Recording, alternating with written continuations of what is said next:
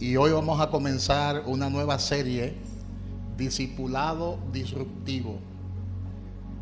Amén. Gloria a Dios.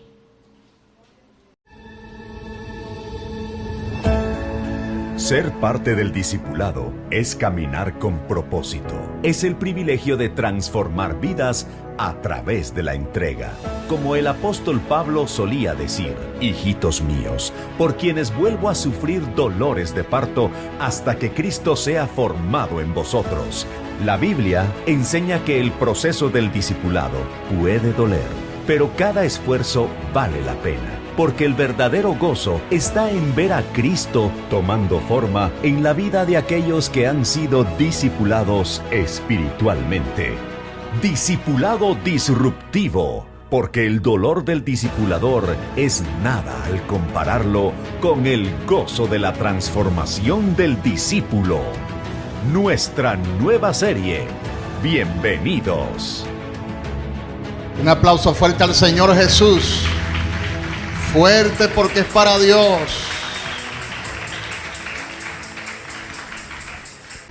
Abra su Biblia en Mateo capítulo 28, su versículo 19 y 20. Y mantenga su Biblia abierta en esos dos versículos de la palabra de nuestro Dios.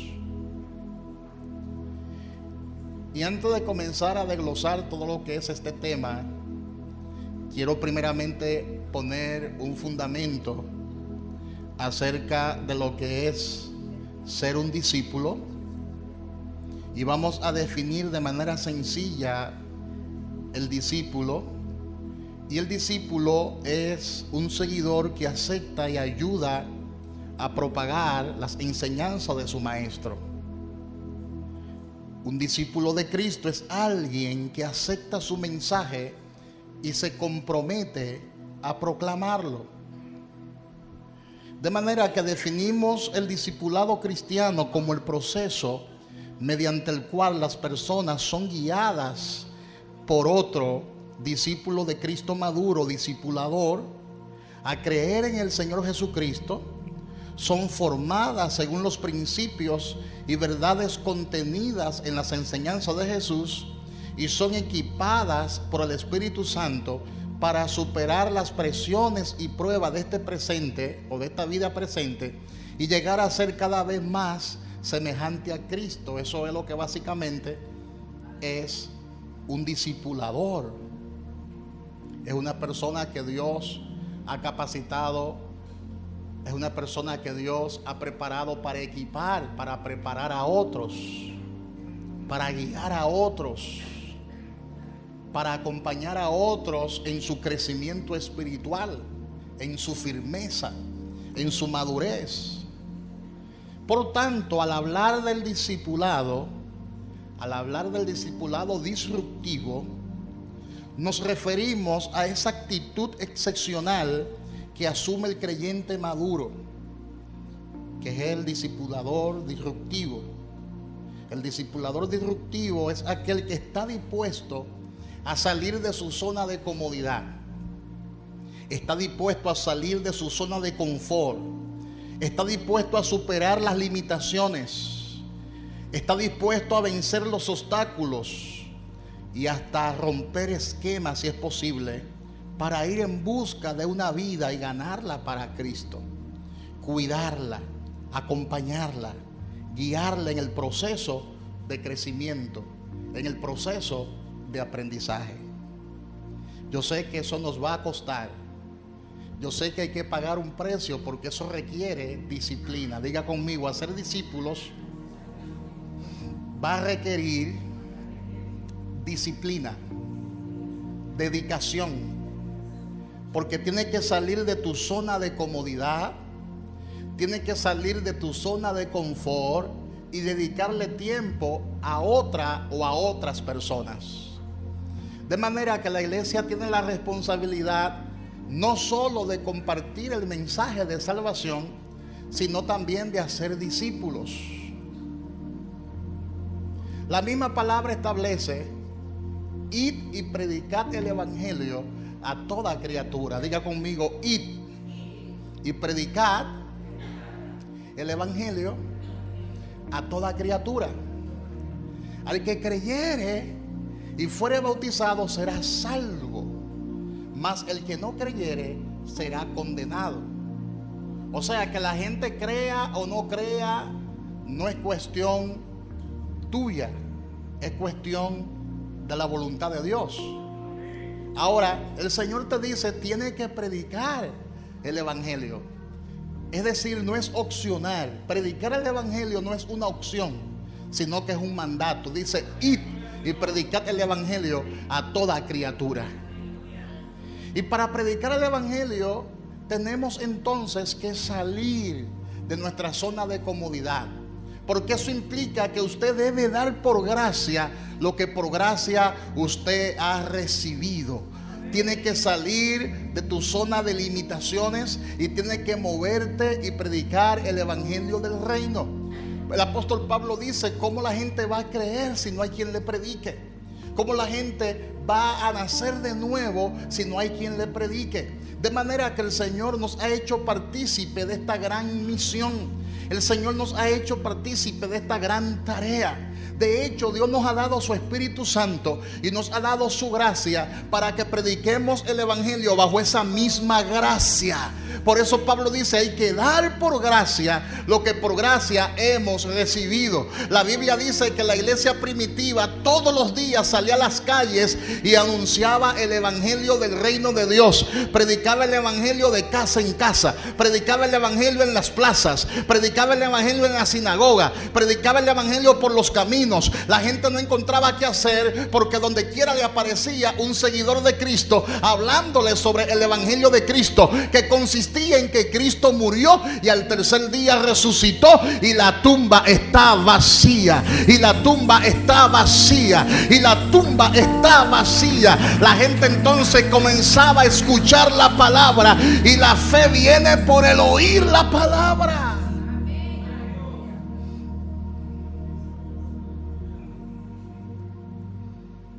El apóstol Pablo lo dice de esta forma: la fe viene por el oír, y el oír la palabra de Dios. Romanos capítulo 10, versículo 17.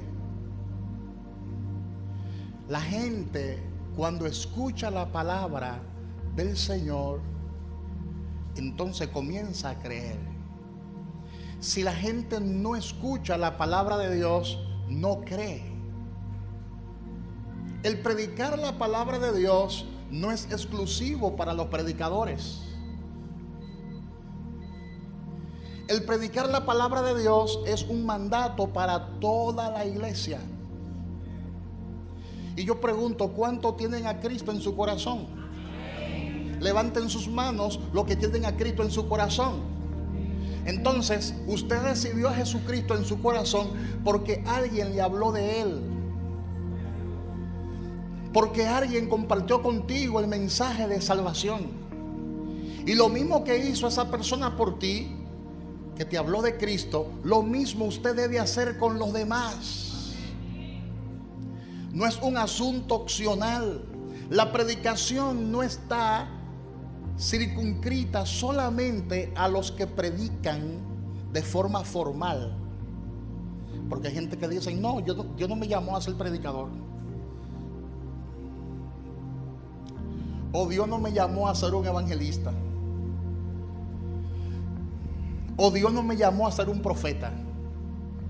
El hecho de que usted no tenga uno de los dones ministeriales no significa que usted esté excluido de ese plan.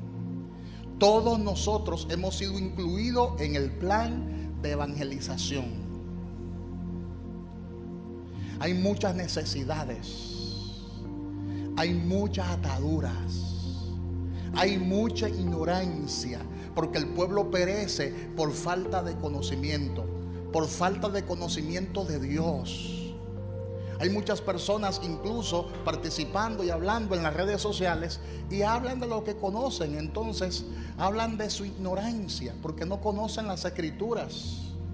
Por eso en estos últimos tiempos Dios va a levantar una iglesia no solo que predique, sino que haga discípulos. que haga discípulo. Tenemos que asumir la responsabilidad de hacer discípulo y de predicar el evangelio. La palabra de Dios establece, que lo veremos después de esto, que Jesucristo llamó a 12. ¿A cuánto llamó Jesucristo? A 12. Y le dedicó tiempo a esos 12. Le sembró la palabra a esos 12. Le enseñó a esos 12 el reino de Dios. Se vació en ellos. Le dio conocimiento a ellos. Y luego que Jesús ya no estaba con ellos, ellos se encargaron de propagar lo que habían aprendido. Ellos no se quedaron en la casa sentados. Ellos no se quedaron en la sinagoga sentados. Ellos se levantaron de su silla y comenzaron a proclamar el evangelio del reino de Dios. Ahora Dios le dijo a ellos lo siguiente: quédense en Jerusalén, no salgan todavía de Jerusalén hasta que sean investidos de poder de lo alto. En otras palabras, no solo le voy a acompañar todos los días de sus vidas, sino que las señales les seguirán a ustedes. Estas señales seguirán a los que creen. En mi nombre echarán fuera demonios. Pondrán las manos sobre los enfermos y sanarán. Hablarán en nuevas lenguas en mi nombre.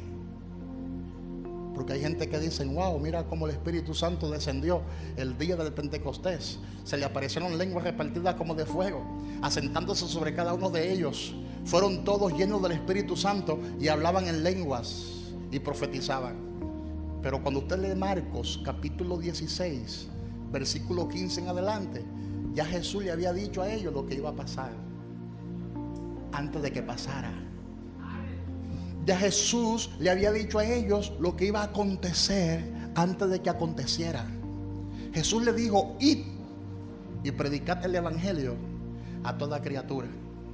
Y le dijo a ellos: en mi nombre echarán fuera a los demonios, hablarán nuevas lenguas, pondrán las manos sobre los enfermos y sanarán.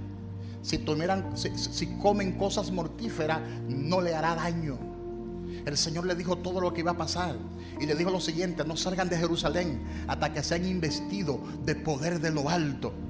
Luego que fueron investidos de poder de lo alto, entonces comenzaron a salir y comenzaron a predicar el evangelio y se convirtieron en discípulos indetenibles. Los alumnos de Jesús, los discípulos de Jesús, ahora ya no eran simples discípulos, eran discipuladores disruptivos. ¿Cuántos dicen gloria a Dios? ¿Cuántos dicen gloria a Dios? Ellos comenzaron a trastornar las ciudades con el evangelio del reino de Dios.